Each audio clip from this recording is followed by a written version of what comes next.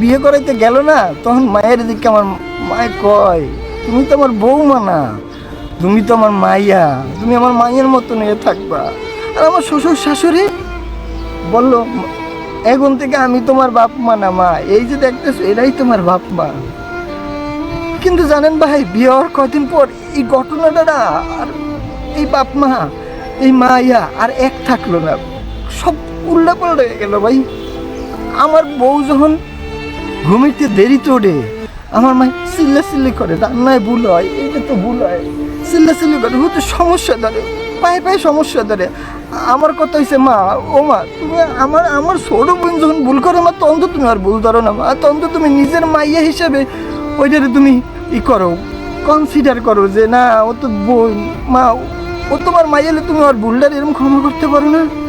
আর আমার বউ আমার মার কথা বললে না, খেস করে ওঠে, মাথা গরম করলে। আমার বউরে আমি কই, বউ তুমি তুমি একটু তোমার মাইলে তুমি এরকম করতা না, তুমি একটু চুপ করে থাও, আমার কথাগুলো একটু একটু কষ্ট করে হলো না বউ, তাহলে দেখবা কি আমাদের ঝামেলাগুলো আর থাকবে না। কিন্তু ও না মায়ের তর্ক করে, ও ভাই আমি আমার কষ্ট কারে বোঝাবো ভাই।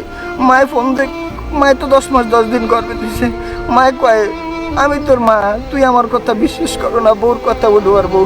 আর মা তোমারে তো আমি, তুমি তোমার মা, তোমারও আমি হালাইতে পারি না। আমার বউ আবার বিচারে তোমার মা এটা করছে ওইটা করছে, আমার বউরে কই, বউ তুমিও তো আমার অর্ধাঙ্গিনী, তোমারই তো আমি ফালাইতে পারি না। মানে আমি কারে কি কমু, একটু যদি এরা মিল করে না, একটু যদি মিললে থাকে না, এই অশান্তিটা হয় না।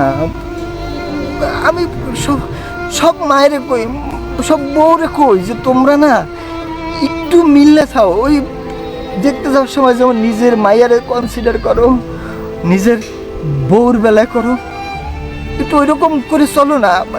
আমি দুজনের পেশা নিতে পারি না, আমি তো মানুষ, আমি তো রোবট না। আমি সবার কথা শুনি, আমি না পারি সইতে, না পারি কইতে কারোর প্রতি। আসলে এই এমন কেন আমি বুঝি না ভাই, সবাই তো একটু মিলামিশে থাকে, শুধু সবাই সবার ভুল ধরার যদি একটু কমে যেত না ভাই, তাইলে এই দুনিয়াটা না শান্তি রয়ে যাইতো।